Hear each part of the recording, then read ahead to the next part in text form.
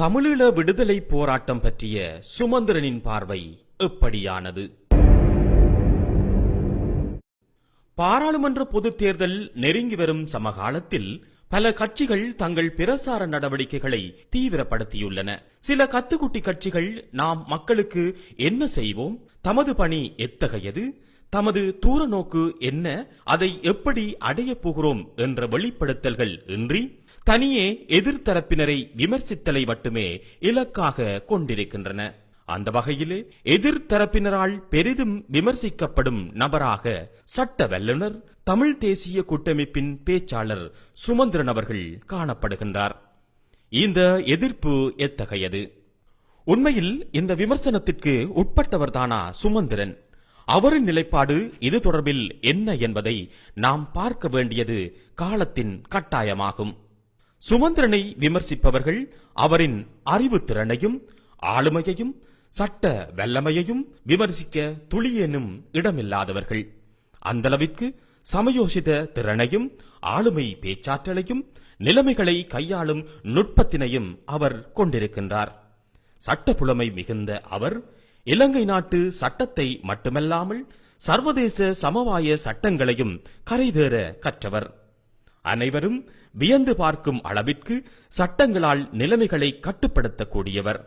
இப்படியான ஆற்றலால் தமிழர்கள் மத்தியில் மட்டுமல்ல, முழு இலங்கையிலுமே பிரகாசிக்கும் ஒரு மனிதராக சுமந்திரன் காணப்படுவதை யாராலும் மறுக்க முடியாது. இதுதான் சிலருக்கு இவர் மீது பொறாமை வரவும் தமது வயிற்றில் புளியை கரைக்கும் நிலைமைக்கும் காரணமும் ஆகும். இதனால்தான் இவரின் சில சொல்லாடல்களை வைத்து உண்மை நிலைப்பாட்டை மூடி மறைத்து இவரை ஓர் எதிர்ப்பாளராக, விரோதியாக காட்ட முயலும் சம்பவங்களாகும். அத்தகைய குற்றச்சாட்டுக்கள் என்ன? அந்த குற்றச்சாட்டுக்கள் தொடர்பிலான உண்மையான நிலைப்பாடு என்ன?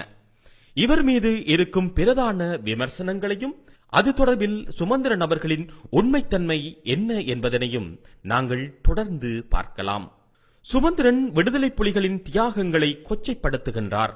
அவற்றை அவர் மதிப்பதில்லை என்பதும், விடுதலை புலிகளின் கடந்த காலங்களை தவறு என்று கூறுகின்றார் என்பதும் தான் இவர் மீது மாற்று தரப்பு முன்வைக்கும் பாரிய குற்றச்சாட்டாகும். ஆனால் உண்மையில் சுமந்திரன் அவர்கள் விடுதலை புலிகளின் கடந்த கால செயற்பாடுகள் தவறு என்று விமர்சித்தது கிடையாது. ஒரே ஒரு விடயத்தில் மாத்திரம் அவர்கள் சார்பாக தான் மன்னிப்பு கோருவதாக குறிப்பிட்டிருந்தார். அது தமிழர்களின் இலட்சிய பயணத்திற்கான பிரதான அடிப்படைகளில் ஒன்றாக இருக்கும் வடக்கு கிழக்கு இணைப்பு செயற்பாட்டிற்கு உறுதுணையாக இருக்கக்கூடிய, அதுவும் தமிழர்களின் எதிர்கால நலன் சார்ந்த விடயம் ஒன்றிற்கானதே. இதை எளிதாக நோக்குவோமாக இருந்தால், ஓர் தந்தை அன்றைய காலத்தில் சரியாக இருந்த ஒரு செயற்பாட்டை அதேவேளை தனது உறவினர் ஒருவருக்கு எதிரான விடயம் ஒன்றினை செய்துவிடுகின்றார். இப்போது மகன் தங்கள் குடும்பம் தொடர்பில் குறிப்பிட்ட உறவினரிடம் நன்மை பெற வேண்டியுள்ளது. தந்தையும் இப்போது இல்லை. என்ன செய்ய வேண்டும்? தந்தை செய்தது சரி என்று நியாயப்படுத்தி உதவி பெறுவதா, அல்லது அவர் சார்பாக நான் மன்னிப்பு கோருகிறேன் என்று உதவி பெறுவதா புத்திசாலித்தனம்? இதுதான் இங்கேயும் நடந்தது. இனத்தின் எதிர்கால நன்மைக்காக தனது சொந்த தன்மானத்தை இழந்து அந்த விடயத்திற்காக நான் மன்னிப்பு கோருகிறேன், தமிழர்களின் தாயக கனவிற்கு தடையாக இருக்க வேண்டாம் என்ற நிலைப்பாட்டையே சுமந்திரன் சகோதர இனமான முஸ்லிம் தரப்பிற்கு உணர்த்தியிருந்தார். எனவே இதனை விடுதலை புலிகளின் தியாகத்திற்கு எதிரானது என்று யாரும் கருதினால் அது தவறானதாகவே அமையும். தொடர்ந்து விடுதலை புலிகளின் தியாகங்களை அவர் மதிப்பதில்லை என்ற குற்றச்சாட்டு. உண்மையில் சுமந்திரன் தமிழீழ விடுதலை புலிகளின் தியாகங்களை மதிப்பதில்லையா என்பது இந்த காணொளியை பார்ப்பவர்களுக்கு புரியும். இனி ஒரு தடவை நாங்கள் ஆயுதம் தூக்கக்கூடாது. நான் தெளிவாகவே சொல்றேன். இனி ஒரு தடவை நாங்கள் ஆயுதம் தூக்கக்கூடாது. அந்த அழிவு எங்களுக்கு வேண்டாம். அதால நடந்ததை நான் கொச்சப்படுத்துறது என்று ஒருவரும் சொல்லக்கூடாது. அப்படி அல்ல. அதையும் நான் சேர்த்துதான் எப்பொழுதும் சொல்லியிருப்பேன். தங்களுக்காக அல்ல, மற்றவர்களுக்காக உயிர் தியாகம் செய்தவர்களுடைய தியாகம் மிக உன்னதமான தியாகம். அதை எவரும் கொச்சப்படுத்த முடியாது.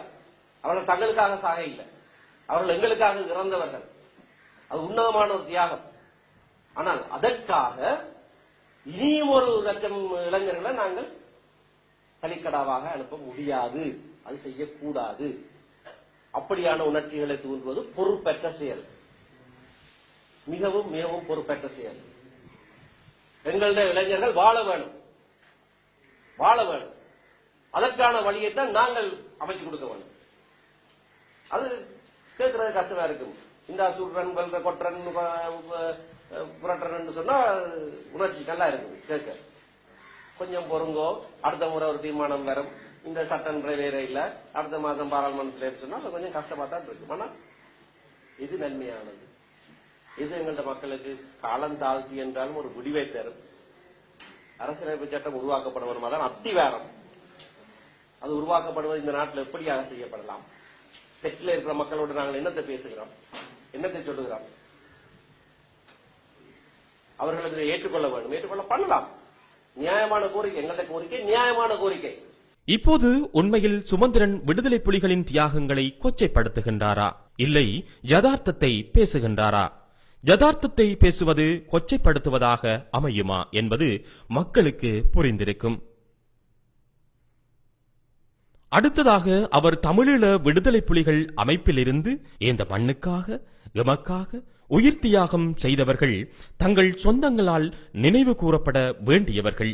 அத்துடன் உறவுகளுக்கு நினைவு கூறும் உரித்து உண்டு என்று பாராளுமன்றத்தில் உரத்து குரல் கொடுத்தவர். அந்த காணொளியையும் இப்போது நாம் பார்க்கலாம்.